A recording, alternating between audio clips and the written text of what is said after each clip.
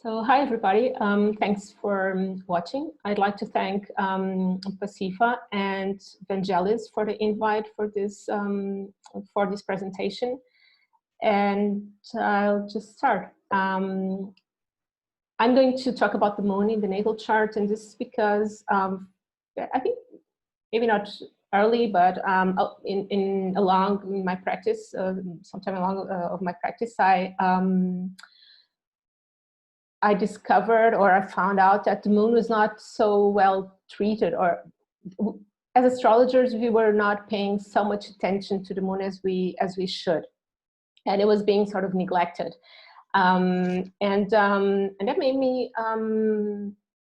want to look at the moon in the chart and what exactly is the moon doing in our charts, and how can we actually use the moon to improve ourselves and to grow into the confidence and feeling of brightness of our sun. So I put here a quote from Liz Green, which is about the moon. Of course, I'm going to read it. Our earliest experience of food and safety, and our first encounter with the lunar principle after birth, is mother's breast. Although the moon is really inside us, we first meet it exteriorized in the person who has given birth to us, feeds us, and protects us. If mother goes away, then the dark moon has come, and we are overcome with terror and the abyss of extinction. So this is already here. Liz Green, and everybody, every astrologer knows that moon is connected to the mother. But the thing is, how do we use it when we are grown-ups? And that has been sort of one of my pet projects the last, I don't know, I'd say last few years. And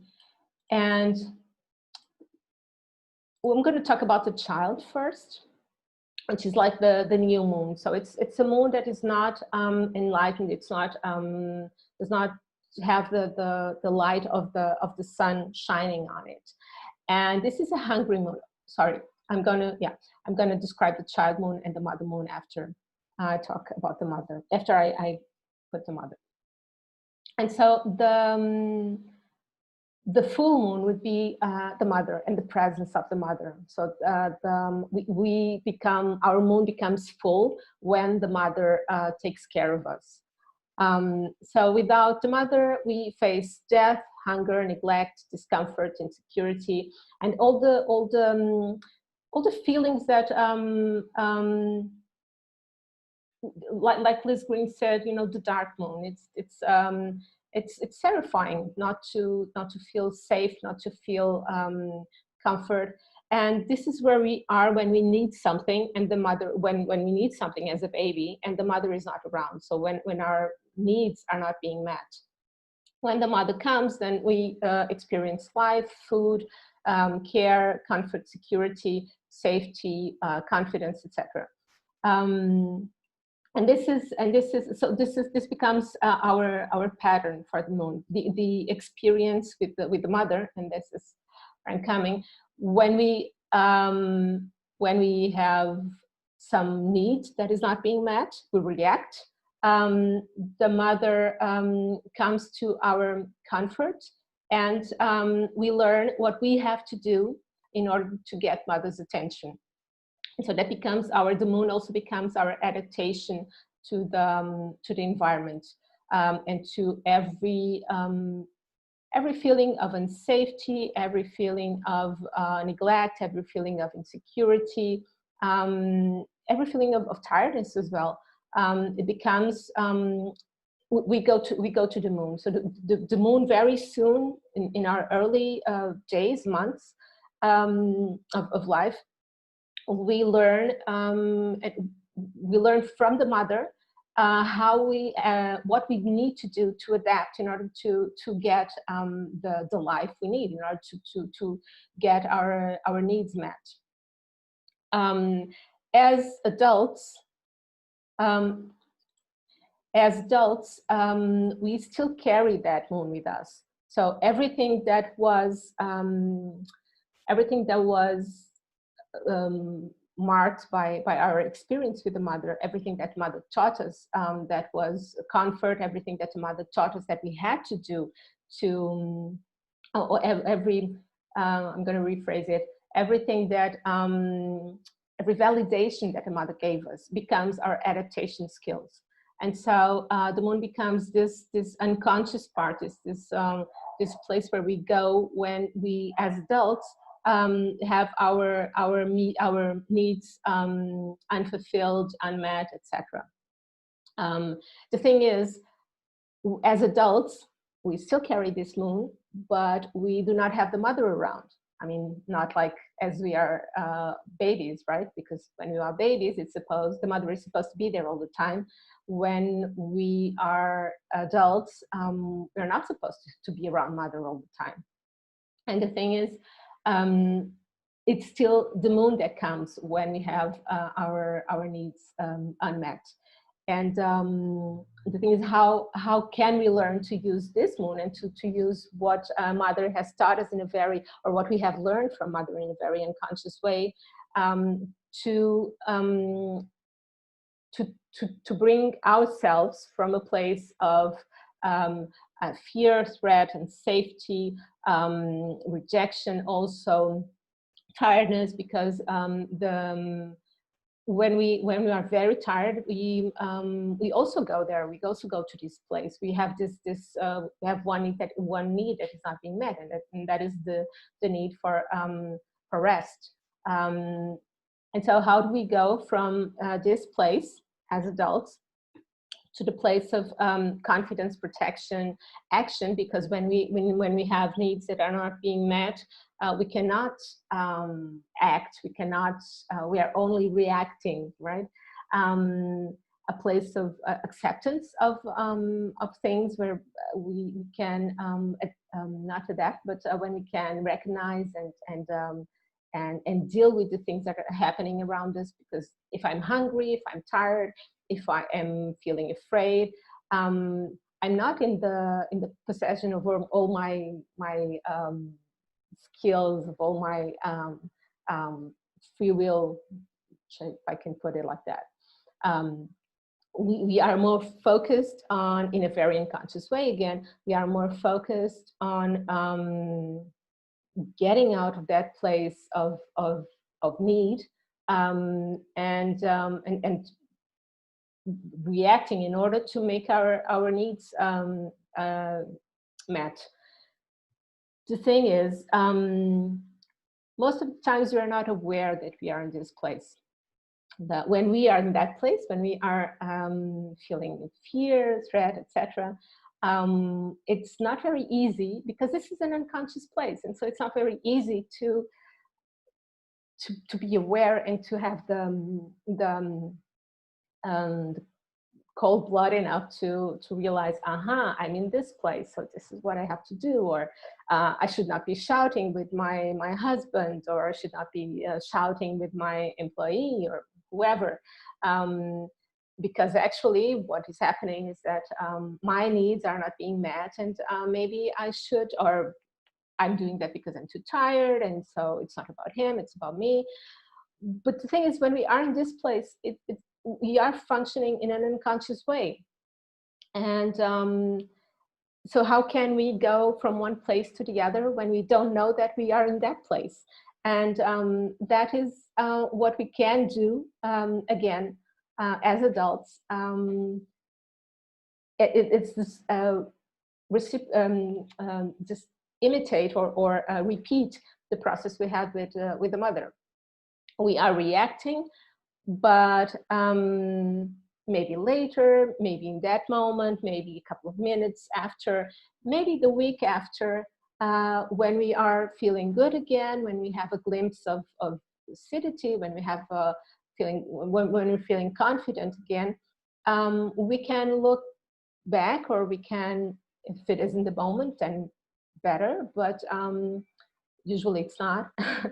And maybe then after, we can look back and okay, I was reacting like that because I was not comfortable with that situation. I was reacting like that because I was too tired when that was happening. or I had that silly reaction because usually it is a silly reaction. It's not something something enlightened, or usually it is something very childish. Maybe I was acting like that because I was feeling rejected, and nobody likes to feel rejected. But the thing is, if we do it often enough, then we can eventually come to a place where that gap between the reaction and the awareness of the reaction becomes shorter. And that gives us then the space to, okay, then let me do something to fulfill my needs, and so that I do not have to feel this that I'm feeling again. And this becomes, this is something I have applied in consultations and with myself, actually. And also with some friends sometimes. It's like, first you have to identify what is your reaction to fear, threat, rejection, etc. And that usually has to do, at least for what I have seen, that has to do with the moon in your chart. Pisces moon is going to tend to be more passive, more transparent, like becoming transparent or inactive. I was thinking an Aries moon is going to fight, or going to confront things, or going to try to solve things alone and very quickly. And I'm going to talk later more about specific moons. But the thing is, the first step, and takes me to the next slide. The first step is to recognize, what is my behavior when I'm feeling insecure, when I'm feeling tired, when my needs, be it emotional, be it physical needs, when my needs are not being met. And this usually has a lot to do, as I said, with the moon in our charts, the moon sign, but also the aspects of the moon. And so I was reminding of a client of mine who has a moon in Taurus. And when somebody asks her something that she doesn't want to do, she doesn't say no immediately. First, because her moon is opposite Neptune, and she actually doesn't know that she doesn't want it at the moment, so she gets a bit confused, and I don't know if I want it, do I want it? And with the moon in Taurus, she tends to postpone the answer. So she just delays the answer, and then people, okay, but you haven't answered me yet. Can I borrow your car, for example? And then she, I don't know. I have to think about it. I don't know. I'm going to think more about it, and until eventually either the other person gives up, or she is pressed, and then she gets very tense because she realizes she's going to have to face the conflict that she actually doesn't want to face. And so one thing that I have worked with her is precisely this recognition. Okay, when you stall something, when you try to delay something, that is usually because you're not comfortable with what the other person is asking for you, or what you're not comfortable with, whatever situation that is. And so that is an important sign to recognize. And I'm talking about this to give you a practical example of what would be a recognizing the reaction of that new moon, of that unfulfilled moon, unfed moon. And so the first thing is for us as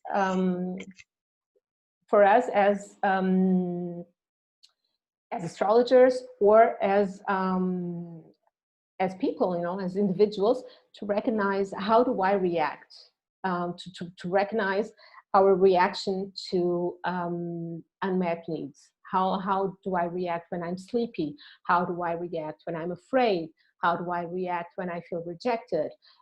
Also, how do I react in any new situation?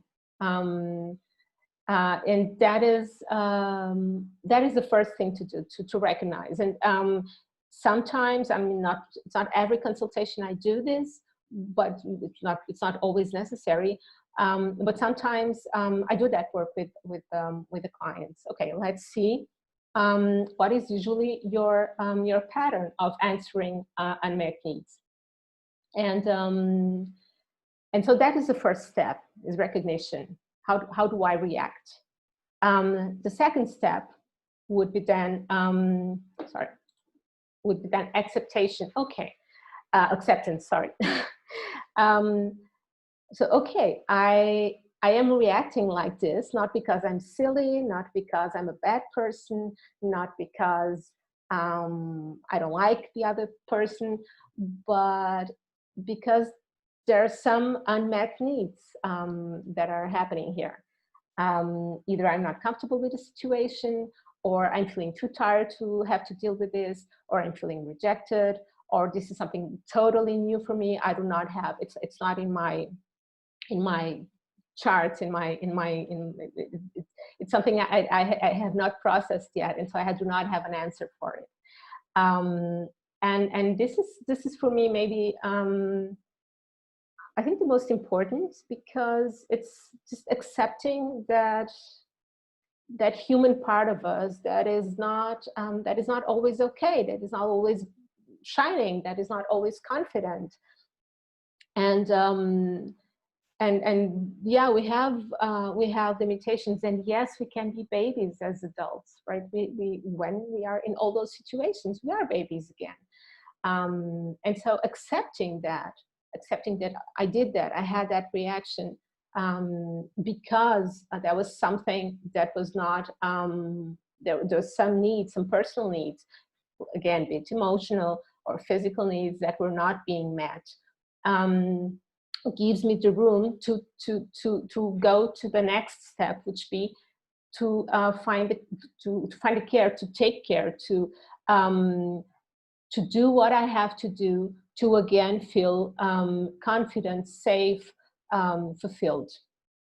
And so this is something that I sometimes work with clients in consultations.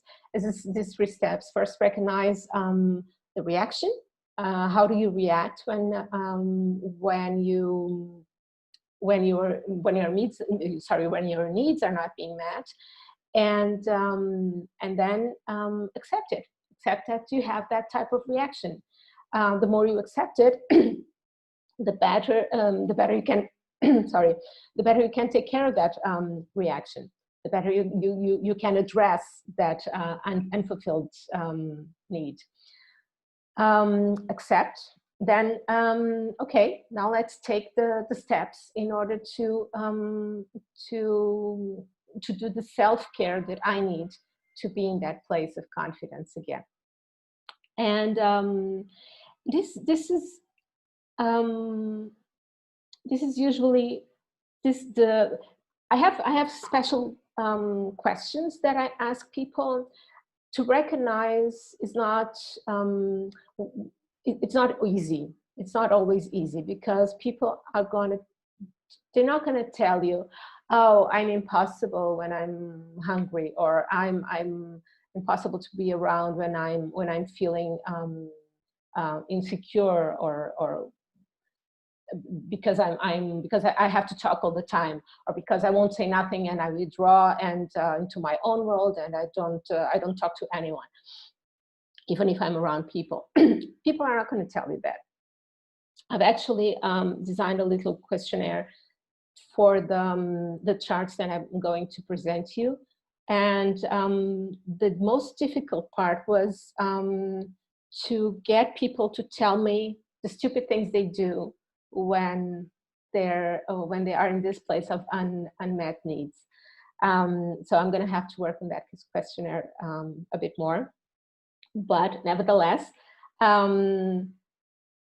except here, usually for this step, I usually use the baby metaphor. You know, so with mothers that works really well. You know, which is, well, okay, if you had a baby, would you be angry at the baby because the baby is crying?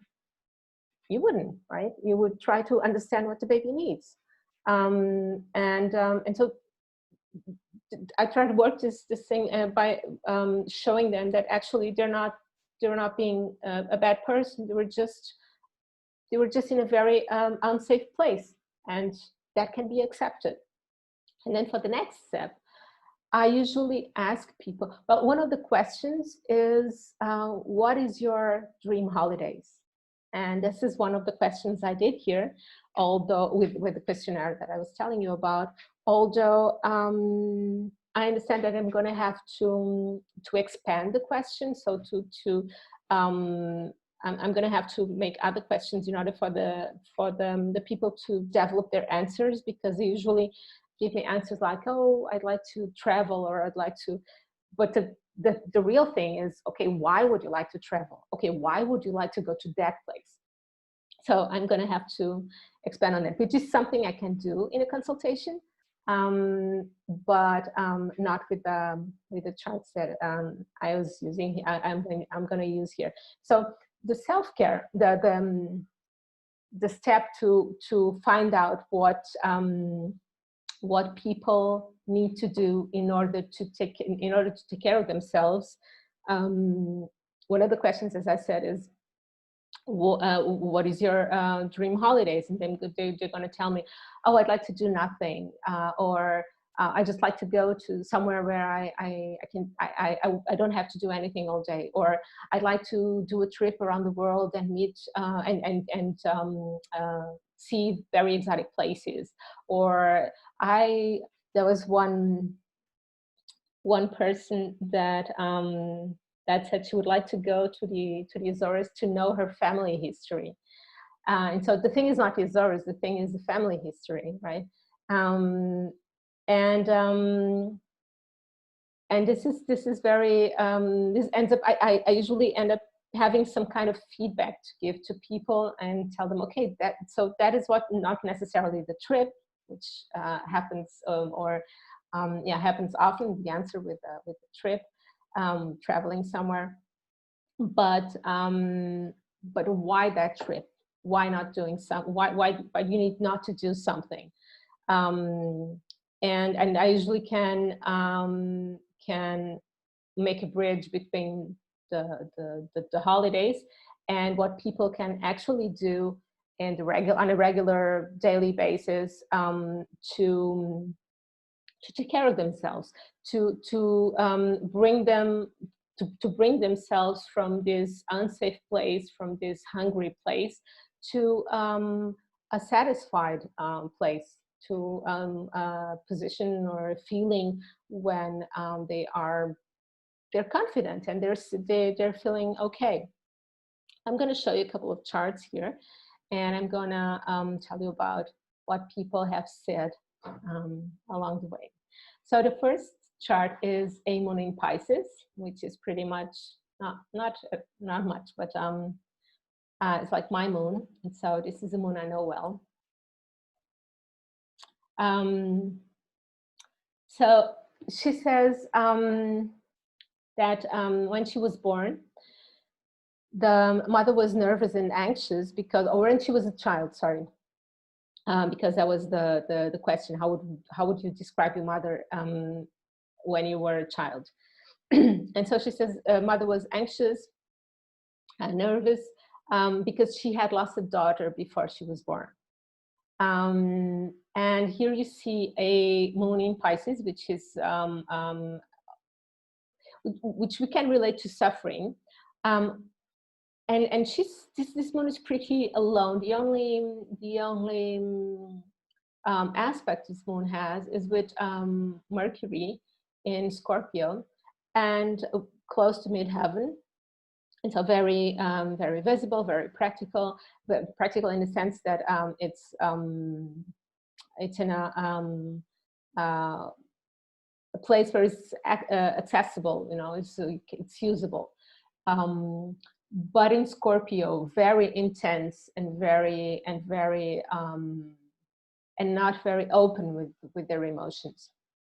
And so she also tells me that her mother was, their relationship was more practical than affectionate.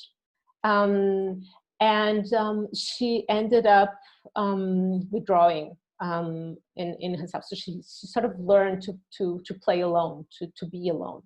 And this is pretty much a moon in Pisces. It's a moon which is not seen, a moon which is transparent. And so this probably became her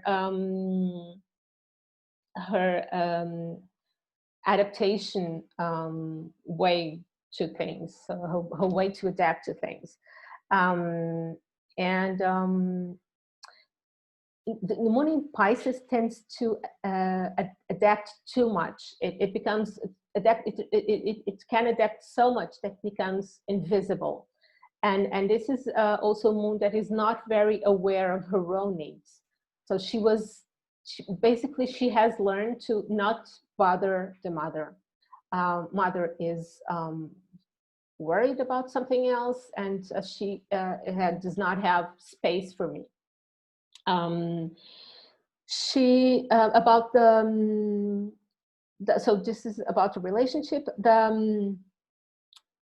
Probably what she tends to do, this was not a part of the questionnaire, but probably what she tends to do in a new situation, or when she feels rejected or maybe unsafe, is that she tries to adapt. She tries to be useful because of this link of this trine to Mercury, and she's going to adapt. And then when I was asking her, and she withdraws, and now I remember she when to the question when you're feeling low and blues, what you tend to do, and she says, I close up in my bubble, which is very moon in Pisces thing to do. And then to relax, which is the way to self-care, she likes to stay in bed. She said staying in bed, feeling. So I imagine she's talking about being in touch with her own feelings, listening to music and dreaming, which is very, very moon in Pisces, all of this. And so this person, she's actually a client. She was never, she was never, I don't think I've ever actually talked with her about this, but if I had to, if we're in a situation when she was feeling really, really down and really tired, in a very low point in her life, and then I would advise her to take care of herself by doing these things, by just doing nothing, staying in bed.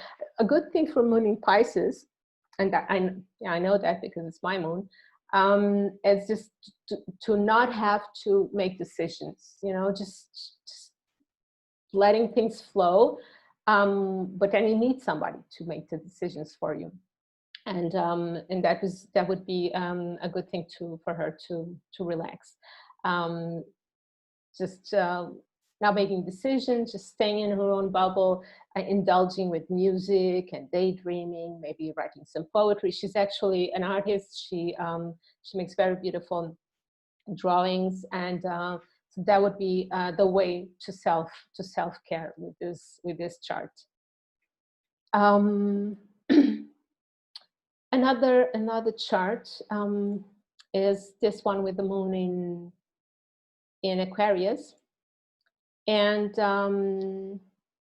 this moon in Aquarius is very interesting because I have a very good friend with moon in Aquarius, and I know some things about moon in Aquarius which are not from this person, but can sort of mirror it in this chart. One thing she describes about her mother is that she had a great admiration for the mother. And that actually fits very, very well this moon in Aquarius in the 9th, because what she describes is like the mother is in some sort of higher ground, you know, that she was so beautiful. I had a great admiration. I mean, she suffered a lot, but it's like from afar. There is no real connection. There's no real emotional connection with this moon with the mother. She also describes the mother very beautiful, very young, very creative, very beautiful, very studied a lot. So this mother was perfect, you know, this moon in the 9th Aquarius, mother was perfect. Again, the relationship was not very close, obviously. It was not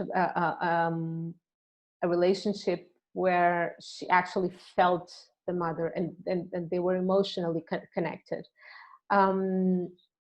What moons in Aquarius tend to do, well, I was just going to say, this moon actually trines Uranus, so it just sort of doubles the Aquarius, the sign of Aquarius experience.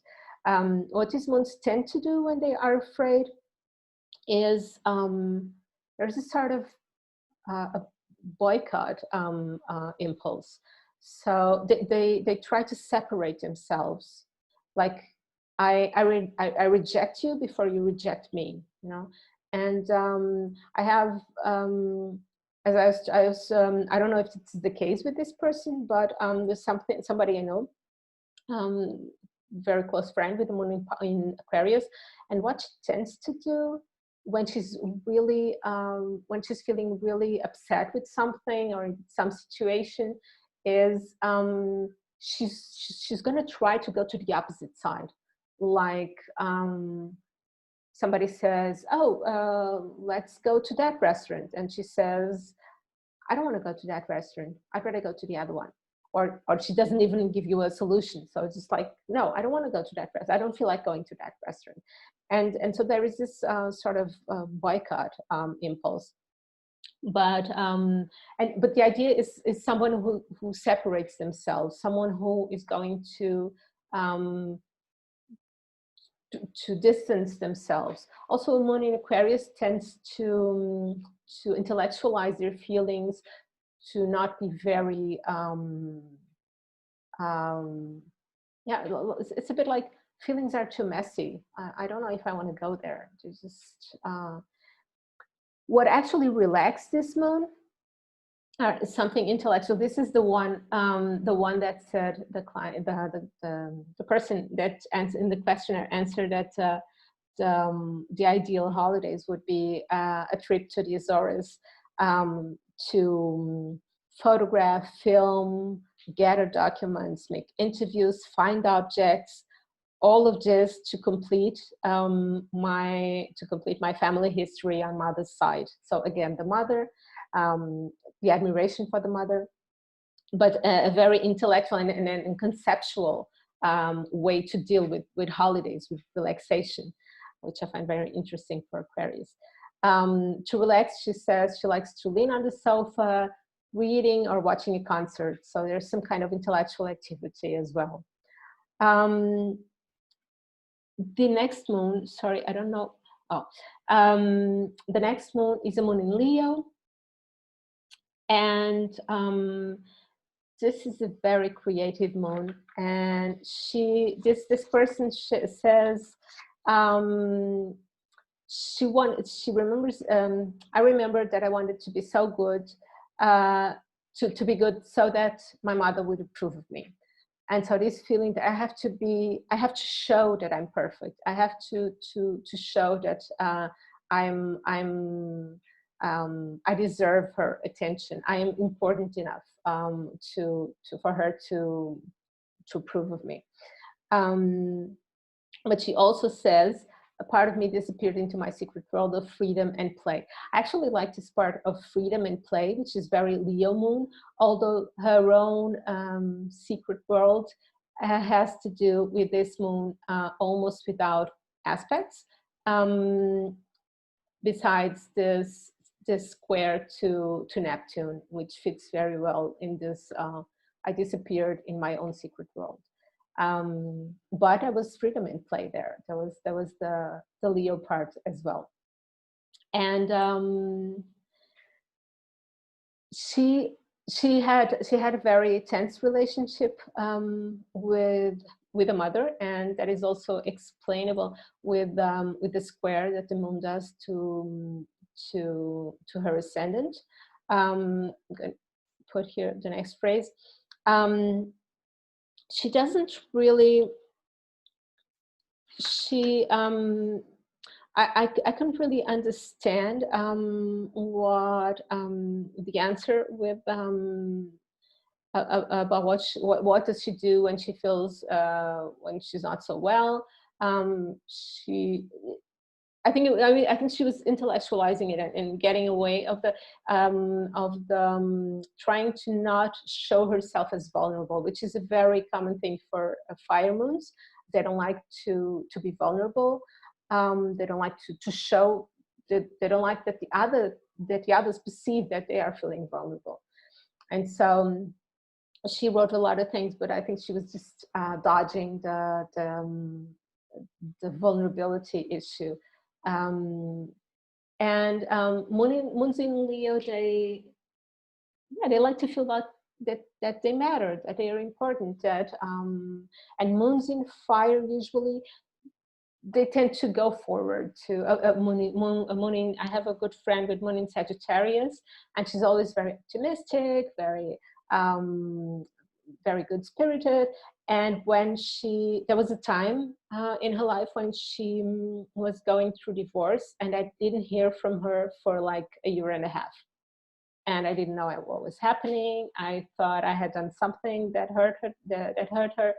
And after all that time, I met her on the street, and she told me what was happening, or what had happened. But by then, that was all past, and so she could share it again with me, and we resumed our friendship from there. But when that was happening, when she was going through that period of insecurity, she could not share it with her friends, and so that was the moon in Sagittarius. And so fire moons tend to be very they tend to go forward for the relaxation part. And so the part of the self-care is very interesting. She wrote dancing, playing percussion instruments, and singing. So something very creative, very where her expression is really present. And I was out, and the holidays, yeah, she would like, she wrote something about very exotic holidays like Orient Express or a expedition in the Kruger Park, you know. So very exotic things. The next chart I have for you is a moon in Virgo, yeah. And I think that's the last chart. So this moon in Virgo is, this is very, very interesting. She describes her mother as always working, more absent than her dad. And actually the moon is in the 6th house, in Virgo, and in the 6th house. And then she says, my mom made me birthday parties to prove herself that she was a good mother. So she felt like the party was not actually for her. And so this is a moon that tends to adapt and to feel useful. You know, she saw the mother as working, but not actually attentful to her needs. these moons also tend, when they're not feeling so well, they tend to withdraw. They tend to be alone, and this is very descriptive of her tips, her own tips to self-care when she describes her holidays. I just actually love this, because she said her favorite holidays are like 10 to 15 days all to myself, alone at home with my cat. So in her own home, she doesn't have to go anywhere exotic or expensive or to the beach or something. She just stays at home, doing my own schedule. And this was very interesting, that this is very important to her, to have her own, to have her own hours, to do things with her own, in her own timing. And like I have this time I like to do things. She doesn't really write that, but I'm expanding on it. So I like to eat at this time, I like to do this at this time, and that is something that would be really relaxing. Somebody else I know that has a moon in Virgo, also they like to travel, but they like to have everything planned. So they like predictability. They like, it's not actually the control of Capricorn or Scorpio, but it's a sort of predictability. I know what I'm going to do. I know what I'm going to do next. I like to know what I'm going to do next week. And this is very important for them to relax. And so this is a very important tip for the self-care of moons in Virgo. She also writes a lot, and this moon is opposite Mercury in Pisces, and she also likes to sing. Her mother is actually a singer. Her father is astro, and so music is a big thing in her life, and she likes to sing. But there is also this. I was just going back to Virgo now. There's this usefulness. She needs to feel useful, and that is very important for a moon in Virgo. And so what I was trying to do here is to make this parallel between what the relationship with the mother was like, her perception, or the people's perception of the mother, and then what do they do when they're not feeling so well, when their needs are not being met, and what they have to do in order to take care of that, in order to give themselves the care they need to go back to that adult place again. So I hope you enjoyed it. It's really a pet project of mine right now, and something I'm still expanding on. And well, I hope it was useful for yourselves, or if you work as an astrologer, for your practice. And thanks again to Vangelis and ПА.СΥ.Ф.А. Yeah.